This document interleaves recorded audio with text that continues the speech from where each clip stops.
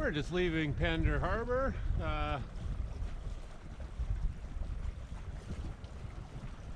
It's a little bit of wind here in the harbor, but I suspect once I get out to Malspina Strait, it's probably going to be a little bit calmer. But for the time being, I've just been tacking back and forth for the last half hour. Had an average speed of about 3 knots. And I think I'm home free on this point to sail for a little bit of time anyways.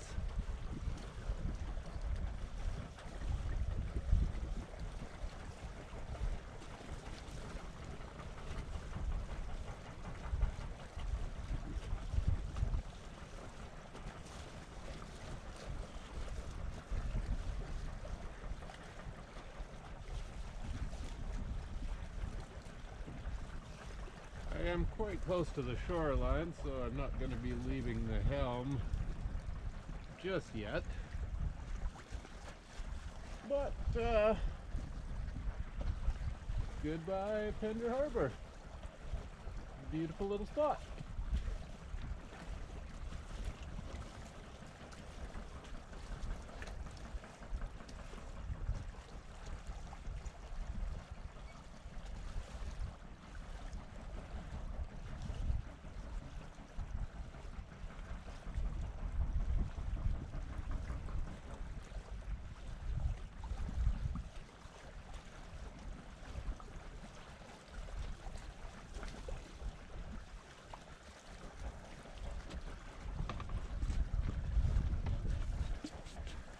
Good morning.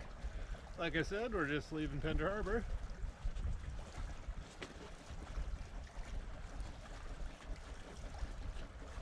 And I expect another slow sunny day today. Not sure how far north I'll make it, but there's a few stops on Texada. Kinda would be nice to get to Powell River, but I'm not too confident that that'll happen. See where the wind takes me.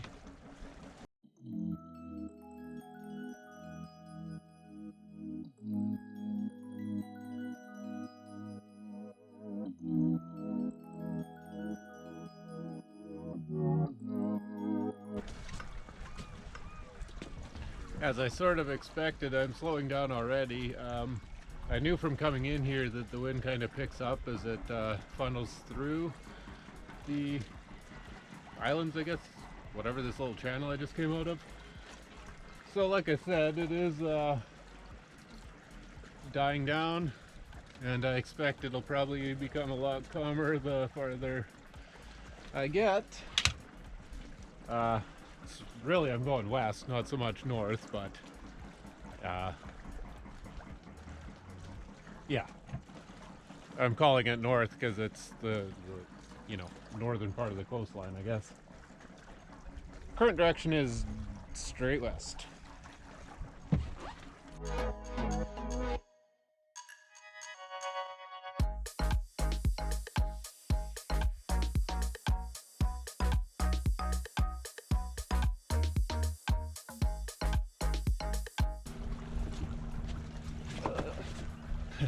Not sure if that'll work, but if you can make that out, we're being a little bit ambitious here. 20.9 nautical miles, and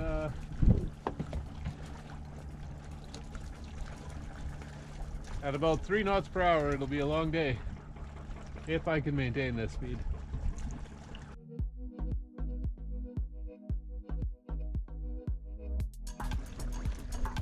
Tea is not in my dinghy today.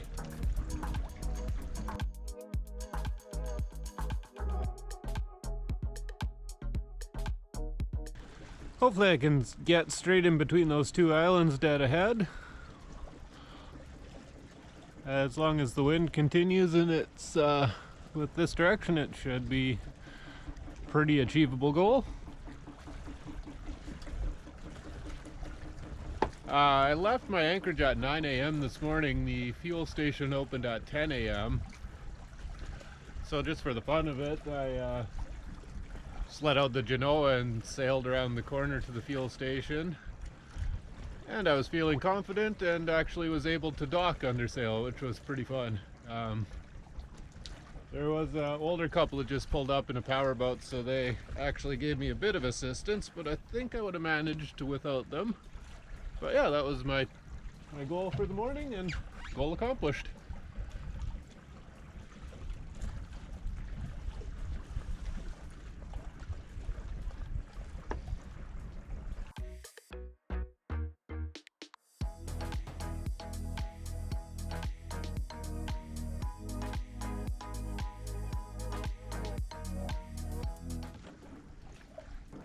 We got some trees here below us. A little bit of debris, ain't no thing.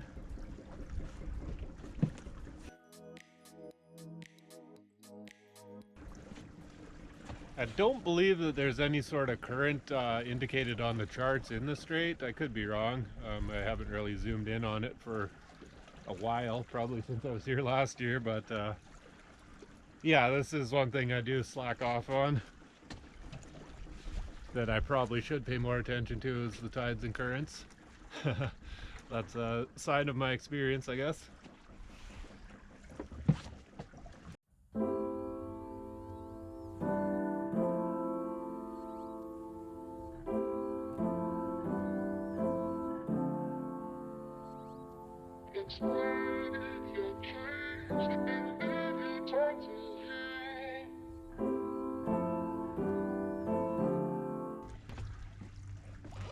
The wind is currently kind of a faint breeze. Maybe like 3 knots. I kind of doubt it's up to 5, but I can tell you I'm comfortable in a t-shirt at the moment.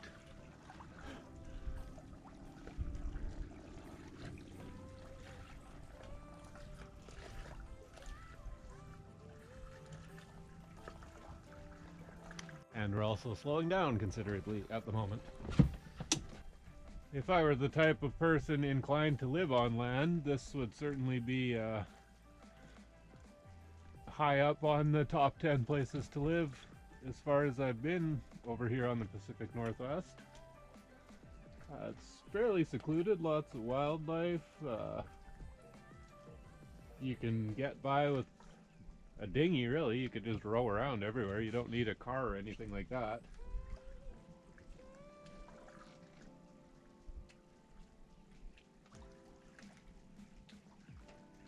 But I'm certainly not looking to live on land in Canada anytime soon. And that is wind completely gone. That's okay. We'll find it again. So I just took a quick gander at Navionics, and it is 25 feet of water in between those little boys. So I do reckon I can sail right on between them. I probably could achieve a lot better speeds if I went around Texada and headed up that side in between the island, Vancouver Island and Texada. There is predicted to be more wind over there, but that's kind of a large detour, and it would be extremely slow going to get there, so I'm gonna call it not worth it. Good grief. I've been reading the Google on tides, and I've completely lost my angle to the wind here. Whoops-a-daisy. As you can see, a quick little turnaround is in order.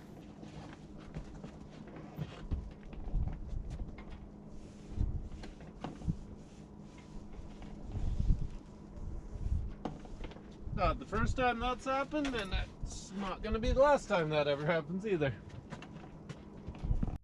And as long as the wind stays right where it is, I'm going to make it kind of straight through the middle here. Getting a little close to shore to my right here, but should not be an issue.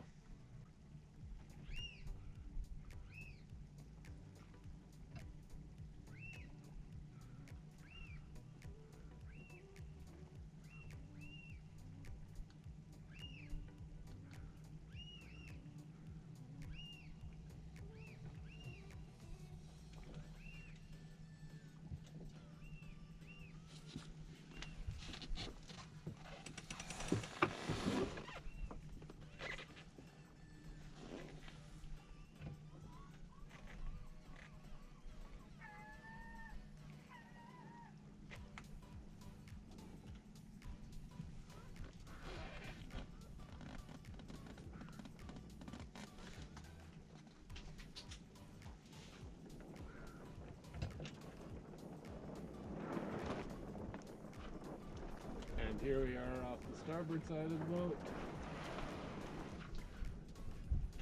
And of course the wind is not cooperating through here.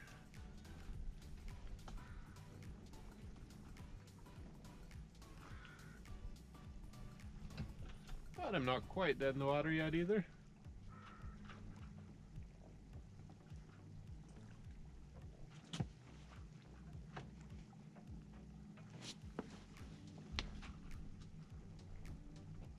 Feeding time for the flying population here at low tide.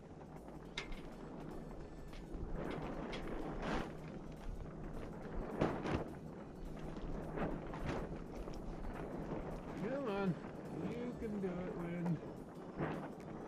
There you go.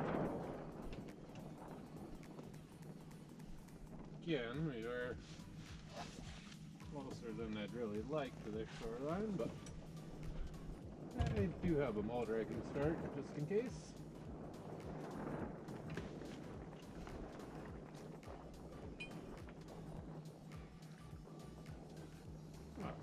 24 feet underneath me. Not concerned about hitting anything. Still would be nice to have that sail at least half full. We're going to put the camera away here for a minute.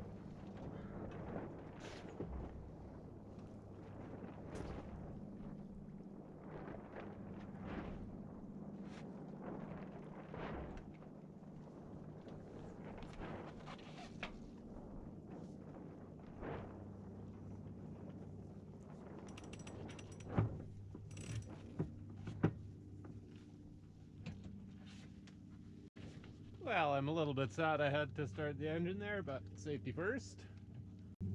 We did get extremely close to that little piece of rock right there. We got some lovely yellow flowers growing out of that rock right meow. And yet another obstacle ahead, which may or may not require the engine starting again. To be determined.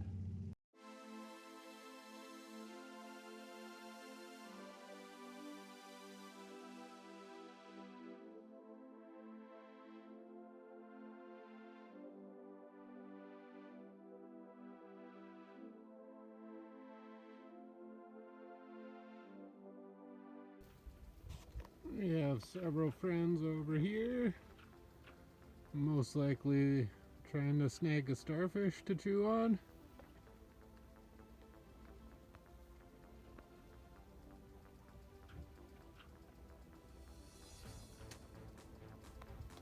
we have a little seal right rounding the rock there.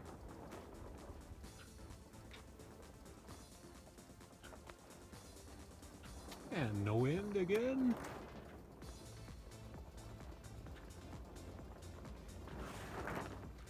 Should be fairly close hauled if there was enough breeze to do so, but there is not. Right over at this tiny fella there was some odd noises earlier. Not sure what that was, but sorry, you're out of frame. I'm watching my sails.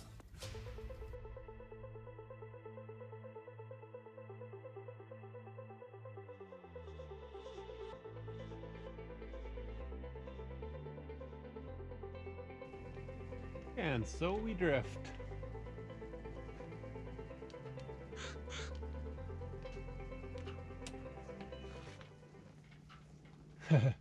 The seagulls, the raven are having some words over there.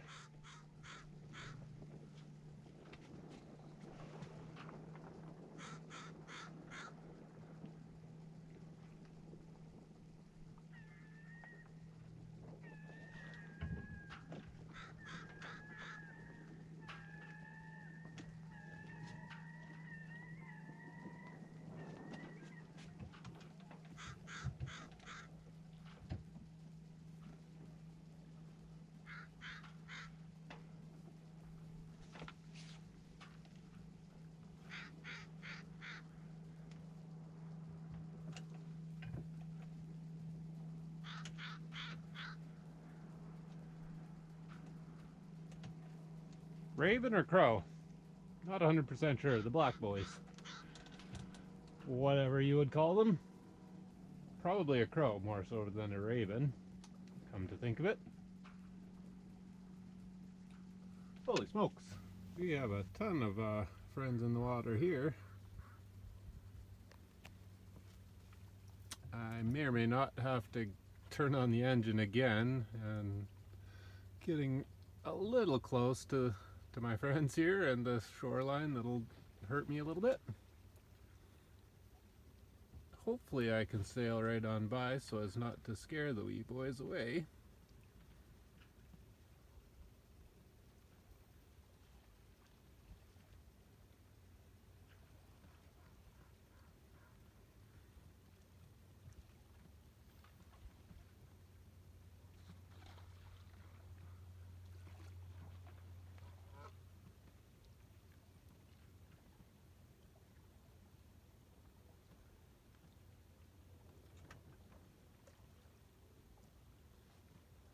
Cute little creatures. Kind of like dogs of the sea, in my opinion. Sorry, out of frame again.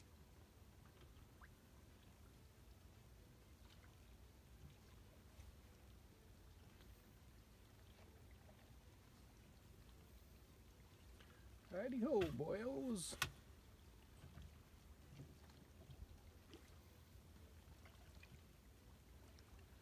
Swim guy right close to the rocks has got to be pretty young. His head is extremely small.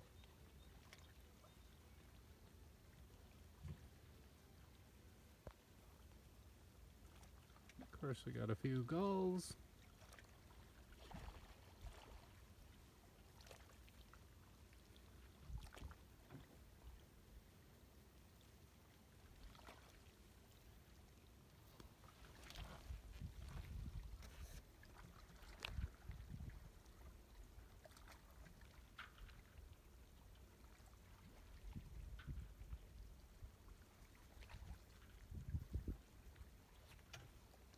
Okay, a little tyke.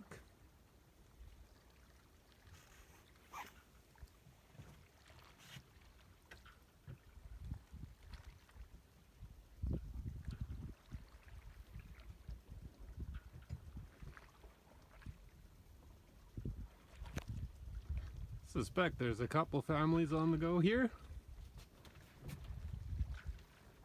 Certainly not a marine biologist, but that's what it looks like.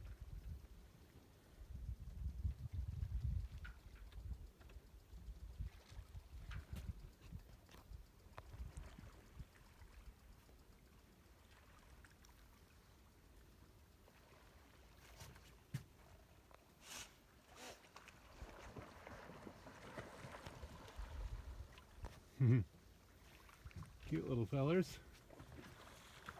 Still quite a few behind me that resurfaced. And definitely a lot of them I'm going to call juveniles. I'm actually quite glad I took this less traveled route through the Hodgson Island. Lots of friends saying hi.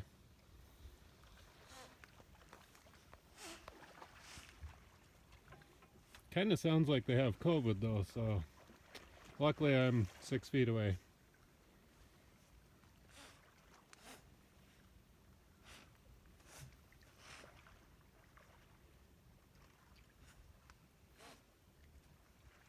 Don't try to buy groceries like that, boyos.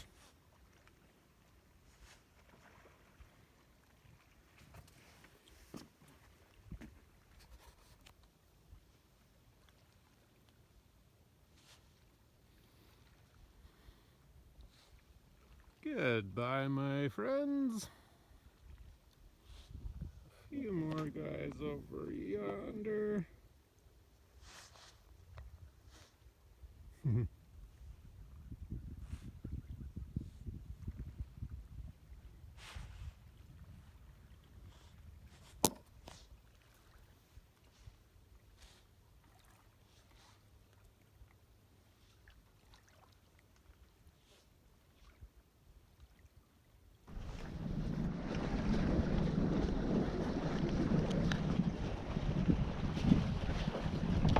Okie dokie, it's 5 hours later and we're finally making some progress. The wind has finally picked up. So we're going 4 knots now. I've basically been going right around anywhere from half a knot to 1 knot for the last 5 hours. I haven't made it very far. I think I've made it 6 nautical miles. There's a couple, you know, the odd time I would hit 2 nautical miles per hour, but it was a pretty slow going trip up until now. I mean, daylight's running out, so that kind of sucks, but yeah, it's good to be moving at least. So we'll let the camera play out here, and you can watch me do a few tacks, and I'd imagine I'll edit most of it out. If my computer ever starts to work, that's still an ongoing issue. Very nice to have wind though, although it does make it colder, hence the jacket. So there's still 15.1 nautical miles to go. Navionics has me arriving at 9:15, and that's as the crow flies. That's not taking into account the extra distance of tacking, so I'm probably not going to make it to that location. I'm not really a big fan of going into a new anchorage at night. Not only is this the only home I currently have, it is also my only bit of freedom left in this crazed society, so I'm certainly not going to do anything foolish to risk it. So we're going to consult this here Dream Speaker guide. Pretty sure anyone that's been on a boat in the Pacific Northwest will be familiar with these guidebooks. I actually had the pleasure of meeting them in the Gulf Islands last year. So I rode over to their boat and had a chat with them. They're a lovely older couple from England. Lawrence and Jan Eden Jones, I do believe, are their names. Anne Eden, sorry. Not sure if I said that or not.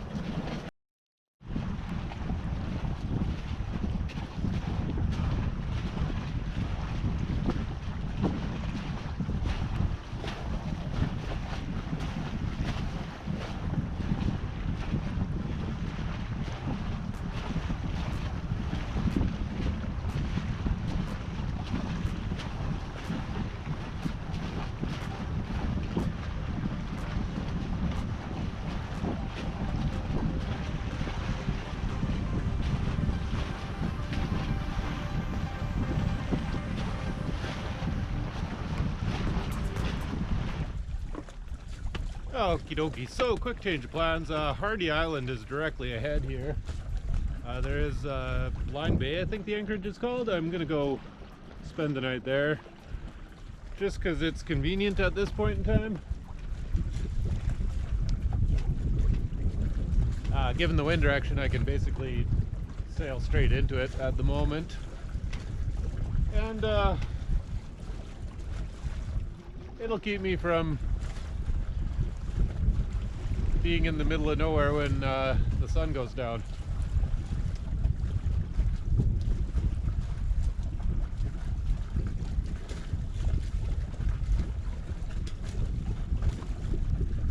So that's that. Oh, and last time I went indoors here, I actually got my computer to turn back on, which is a good thing. Can't guarantee I'm going to have any kind of cell phone signal, but at least I can continue with some editing. So one day this will be seen by someone. I have my rudder fairly centered and little effort on the helm, so I'm kind of calling that balanced trim on my sails. That's just my trial and error method. May or may not be anywhere near correct, but it seems to work, so I'm going with it.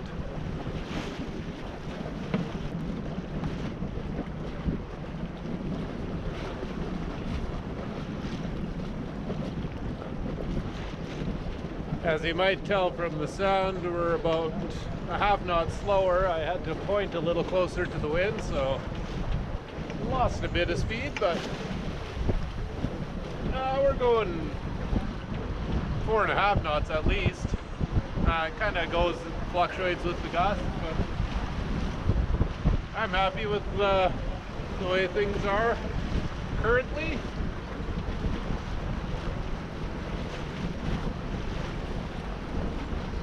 Aside from my depth sounder is acting up, it does this often. It'll tell me I'm in 4.2 feet of water, it says right now, so I'm getting a shallow water alarm. I'm in reality in more like 700 feet of water. I believe when it gets to whatever depth, it just kind of gives up. As I'm rewatching editing this, it's pretty apparent I should have furled in the Genoa first of all. That was kind of what got this all out of whack here, as you can see. I guess my thought process at the time was I always intended to leave the Genoa out because the wind was coming kind of straight behind me to blow me in between a few rocks along my way, so I figured I would just kind of fly downwind as far as it would take me and then get the engine started after that. But during all this kind of commotion here, the wind was picking up again and starting to change direction, so that whole idea of ever just flying downwind with the Genoa in was never going to happen. But yeah, lessons learned anyways.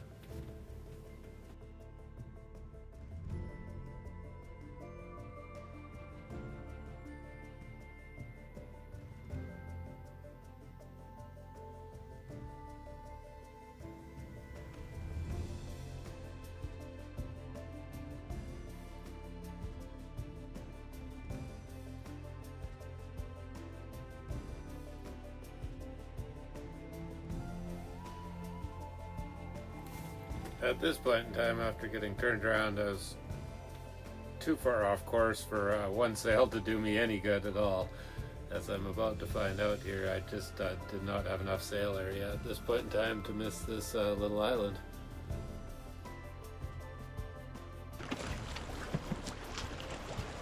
As you can see, I'm not the best at rounding up towards into the wind to get the sail down. But I guess it's a skill that needs a little bit of practice. Here I am now realizing I have to get the engine running and just say goodbye to sailing for the next I don't know, half nautical mile maybe. But yeah, I would have been starting the engine sooner or later in the anchorage anyways. This is it would become dead calm here pretty quick.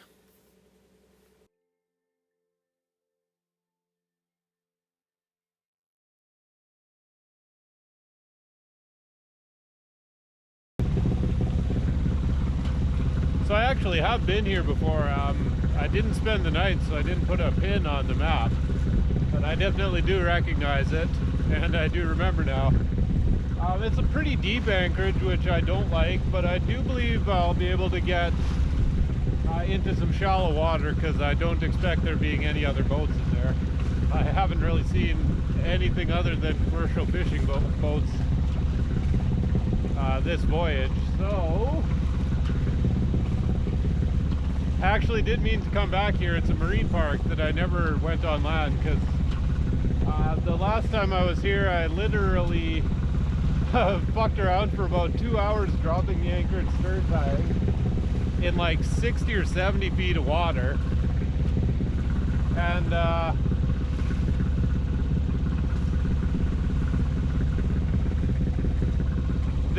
it was like 40 knot gusts, or 40 knots was the predicted wind that particular night. And just the way I was stern tied and anchored, it was right on my beam, so it was just ridiculous. So I did not stay there very long. I only stayed 10 minutes maybe. So this will be actually a nice little detour because I get to check out the marine park this time.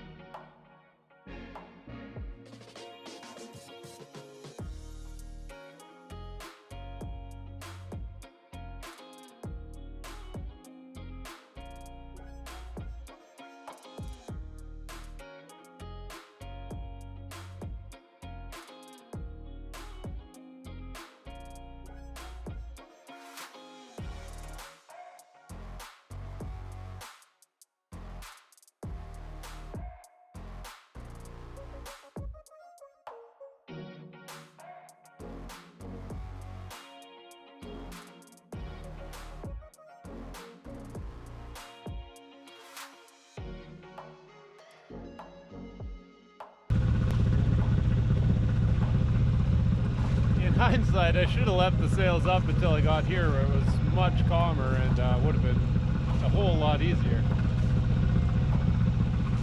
Next time.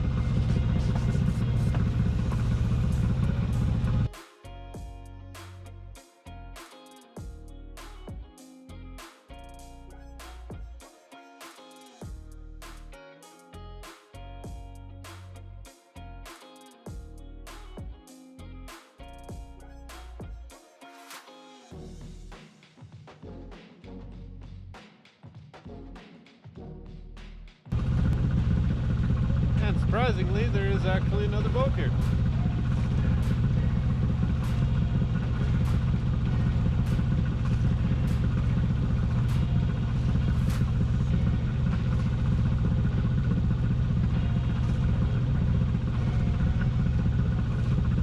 Now I could take about a 90-degree turn to the port here and anchor over there.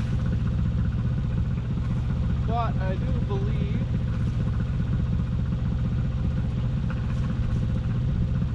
somewhere near that other boat will be the calm waters of the evening.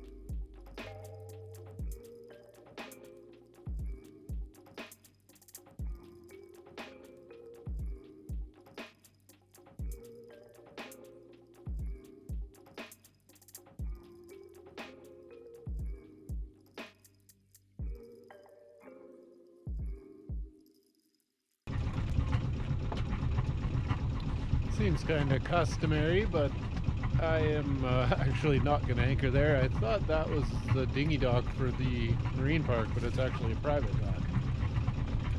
So we're going to go back to the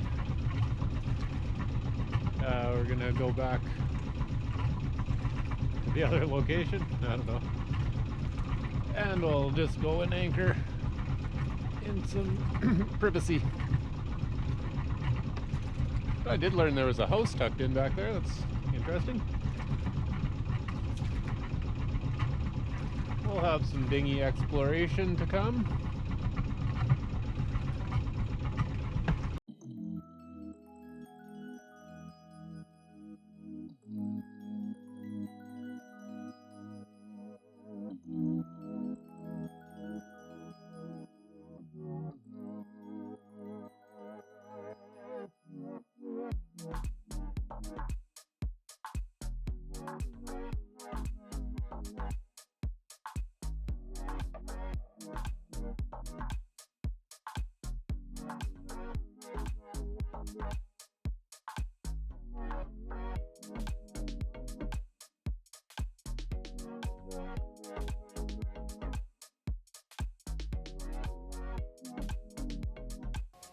So I had to re-edit and re-upload this, so the order is going to be a wee bit buggered up, but